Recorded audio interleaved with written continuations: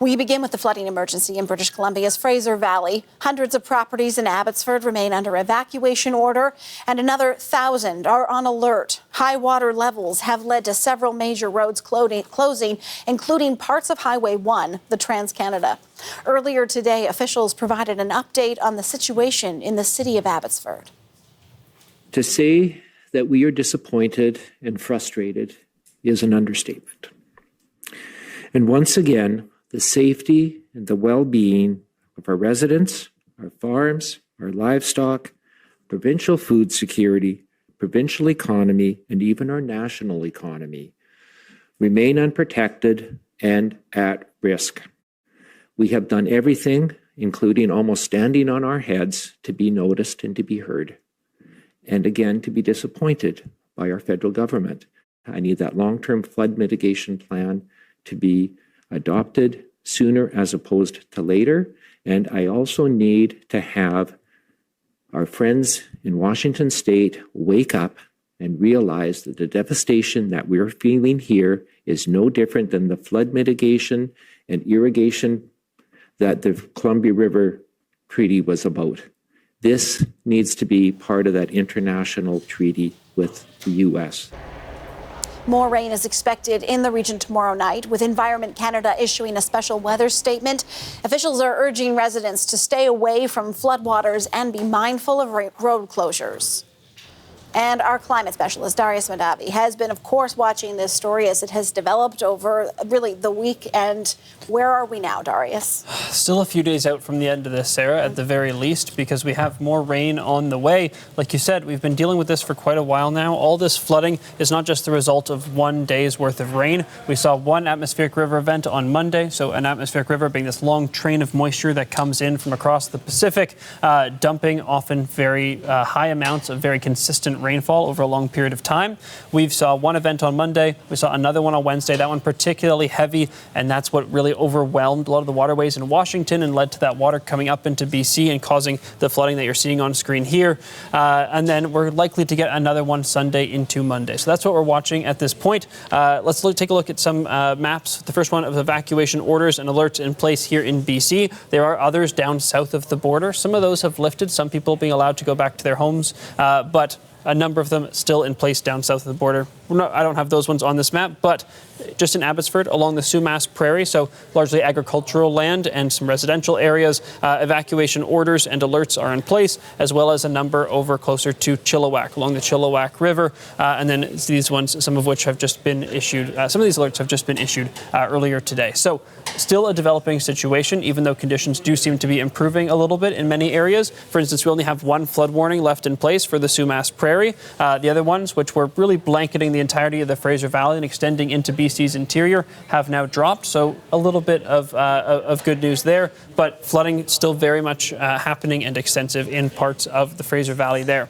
Let's look at this map first. This is Washington State down here, BC on the northern side of the border. This is the Nooksack River.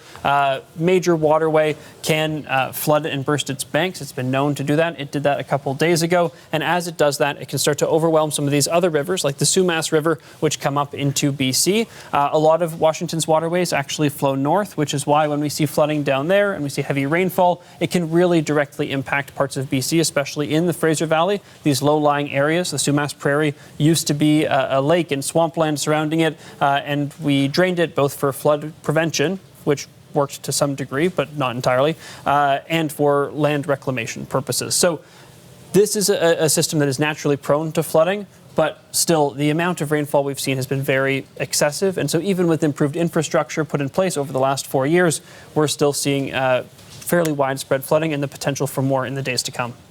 You've really illustrated nicely why, the neighbor effect here of the way the water flows and why what happens to Washington is so important to what might happen across the border, particularly to Abbotsford. So what are you seeing in terms of what is to come for Washington? So a little bit of, like you said, the two of us are very intertwined. What happens on one side of the border can very easily influence what happens on the other. And so as we see this next rainfall event roll in, even though we're not sure exactly where the rainfall totals are going to be the highest, we know that whether it hits on the BC side of the border in the Fraser Valley or down south of the border, we're likely to see more we may see more extensive flooding. We're likely to see an impact that sort of transcends the border. So let's take a look at another map here. I'm going to go to this next graphic as we zoom out, which is the atmospheric river event. So right now we're having one. So this is now rolling into Sunday. So this is the major atmospheric river event that we're concerned about Sunday into Monday, hitting BC and then heading down south. It looks like that may be a direct hit on parts of the Fraser Valley and Washington.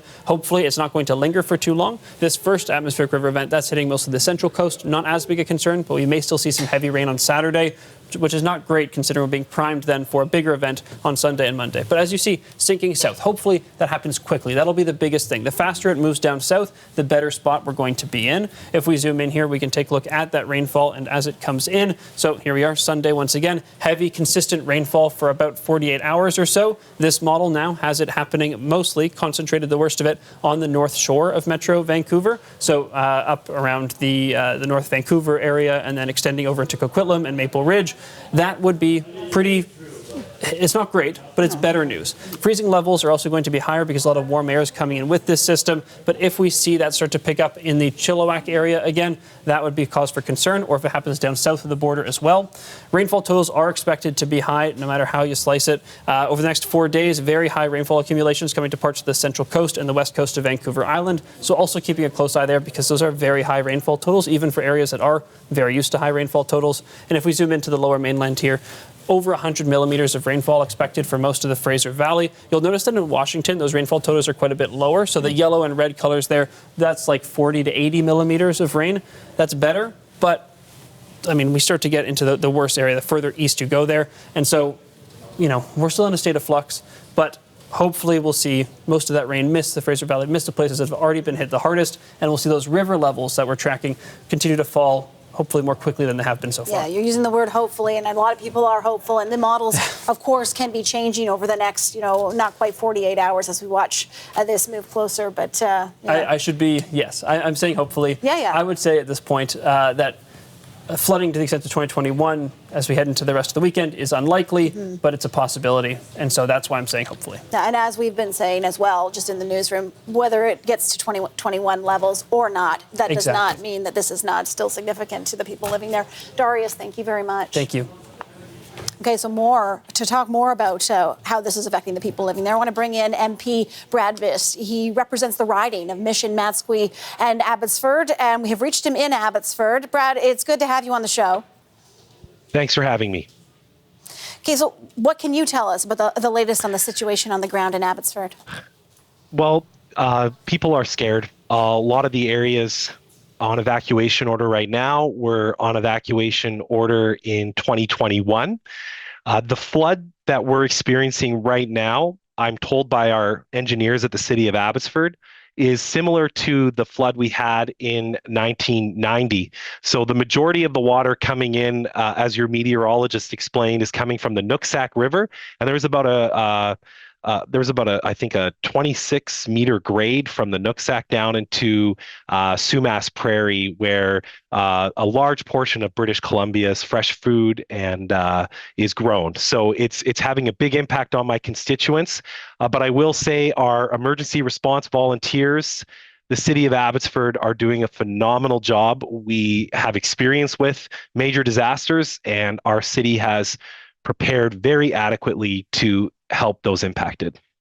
Yeah, and there is impact. Can you talk to me a little bit about the damage that homes and farms have sustained because of this water? Yeah, well, a lot of those areas are shut off from the general public, including me, so I haven't seen them, but I was at Sumas First Nation today, right near where Highway number 1 is closed. For our viewers outside of British Columbia, that's the main arterial road connecting Vancouver, the Fraser Valley, with frankly, the rest of Canada. So that's shut off right now and causing massive traffic issues. So there is a lot of damage right around the Wacom area exit. And of course, through those impacted areas you probably had on your screen earlier. I did speak with one dairy farmer, and he was relieved that some of the water levels have gone down, but we're not out of the emergency by any means yet. But we're hopeful sooner rather than later. I mean, this is bringing, of course, to mind what happened 4 years ago, the catastrophic floods of 2021. And I was just saying to Darius, this may not hit those levels. I mean, let's certainly hope that it doesn't. But there has been destruction. Potentially there is more destruction. I'm sure you're talking to people on the ground who are frustrated. Yeah, well, my family. I was talking to my cousin. He's a chicken farmer on Sumas Prairie, and they're part of the evacuation order. I've heard that it's going to have some impact on the poultry sector, but hopefully it's not like anything we saw in 2021. But it is a wake-up call. Abbotsford has the CN rail line, the Pacific rail line. We have the Southern rail line going to the States. We have a border crossing. We have an international airport, which is integral to national defense and British Columbian aerospace. All of these areas are impacted by the flood. And what's so frustrating for Abbotsford right now and the Fraser Valley is that we haven't actually seen any improved infrastructure since the 2021 devastation. We've received money to build back what we had, but there's been no ability for the federal government to receive any federal funds to build back in a way that accounts for these atmospheric rivers and a changing climate. So we have a lot of work to do, and it's very frustrating for people on the ground. They're wondering why the federal government hasn't been present to improve our critical infrastructure, which frankly keeps Canada's economy going. And BC's food security as well. So we've got a lot of work to do.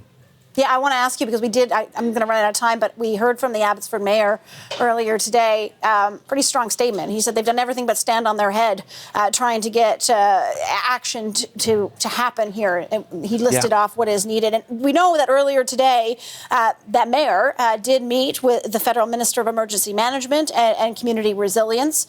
Do you have any intel as to how that went or what would have been discussed and what might come of it? Well, I don't have any intel, but I can tell you I have pleaded with that minister. I have pleaded with the Minister of Infrastructure not to ignore the challenges we face in the Fraser Valley. We are critical to Canada's supply chains and food sovereignty, and we have not received the attention we deserve. I have written those ministers. I was pleading with the federal government on December 2nd to not ignore us in the House of Commons on multiple occasions with the Minister of Environment and Climate Change earlier this week, not to ignore us, to work with our partners in Washington State to address the outstanding challenges we have with the Nooksack River, to participate on the Transboundary Commission, to work with Sumas First Nation and the City of Abbotsford to build a flood mitigation plan. To use federal expertise. There's hundreds of engineers in those departments that could be working with us. So far, they haven't come forward, despite the national significance of this region to Canada's economy and our ability to export goods to the Asia Pacific. Well, Brad, we know from the forecast that Darius gave us that there is more rain ahead, so stay dry and stay safe, and we'll be thinking of you in Abbotsford. That is MP for Mission-Matsqui-Abbotsford, Brad Viss. Thank you so much. Thank you.